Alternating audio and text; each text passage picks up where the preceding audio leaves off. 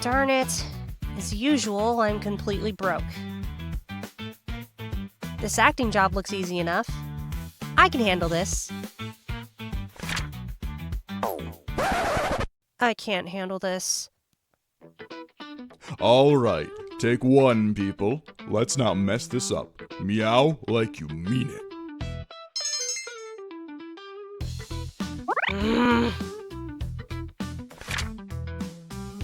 Three, 2, 1, and action.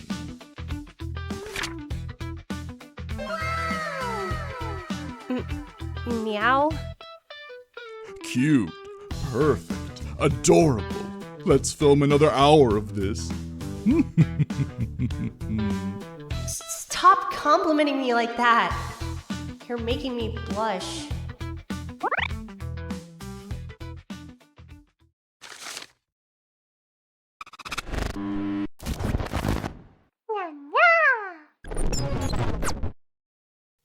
Hey numbskulls! Welcome to my video about pet play.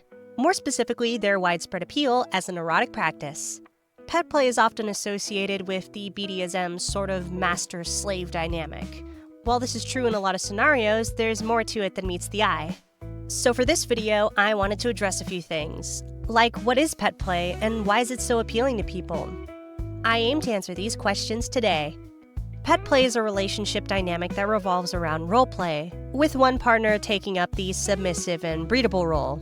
This is because of the sub-to-dom foundation that this dynamic is built on.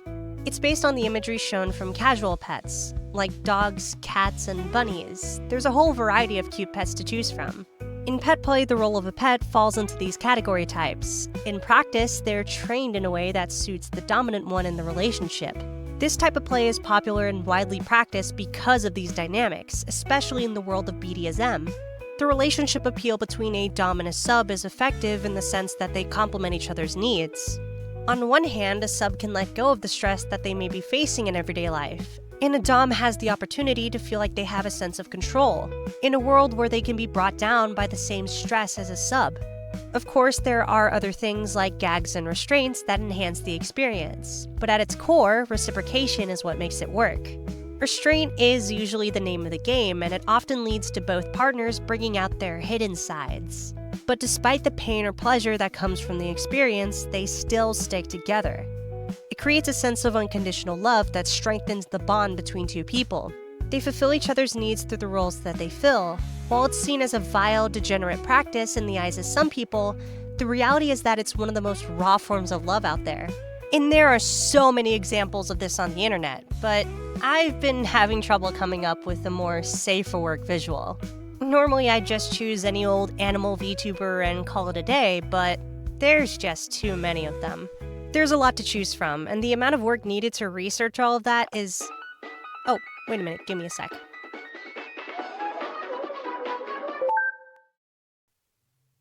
Hello? I'm a power bottom toilet. Ah yes, how could I forget about this turbo-bottom degenerate girl with a moaning disorder?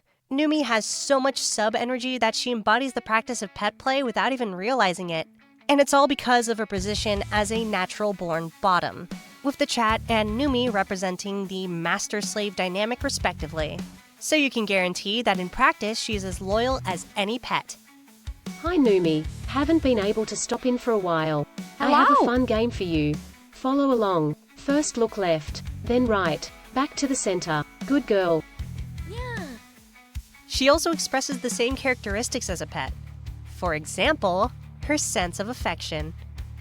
Maybe it's because of Cinder saying this where I finally realized, but I was talking about how my favorite spot in the world is Cinder's lap. And while I was laying on Cinder, she said, "You're just like a cat." And I didn't disagree. Or how about her companionship? She is, and I quote, a white woman's whore. Yeah, I kneeled and then I said I'm a white woman's whore because it's something that I always tell Cotton whenever I, like, Cotton sends me a selfie or something, I start tweaking. And I said, God damn it, I cannot escape this white woman. I am a white woman's whore. And so it's a very common thing that I say to her. It's like an insight. Even her alternate outfits reflect her submissive pet side. All of these factors combine into the essence of pet play. Those cute, needy eyes, the unwavering compliance, and her submissive nature. She truly embodies the love and care that's put into that kind of relationship. It's a master-slave dynamic that breaks through the boundaries of a screen, but still maintains the kind of wholesome reciprocation seen in pet play. Because she and her chat trust each other enough to have unhinged and lewd self-expression without judgment. And in pet play, that's what makes the main experience. Trust. Despite the restriction from this form of play, a sense of freedom is still achievable from the level of trust between both partners. Because trust is what brings out the other side of people. They don't need to be ashamed of expressing their lustful side.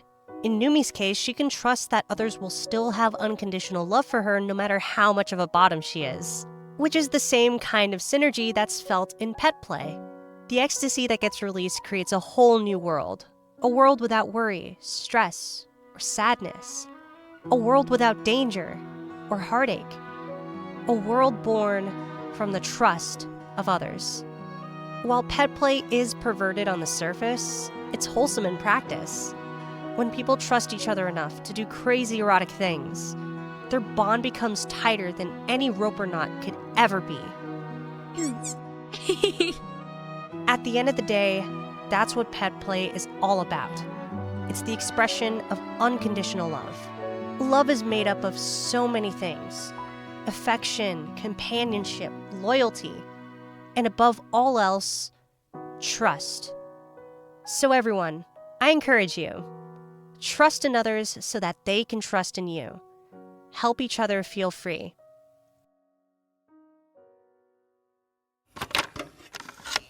A sub and a dom share a bond, one that no restraint can ever hold back.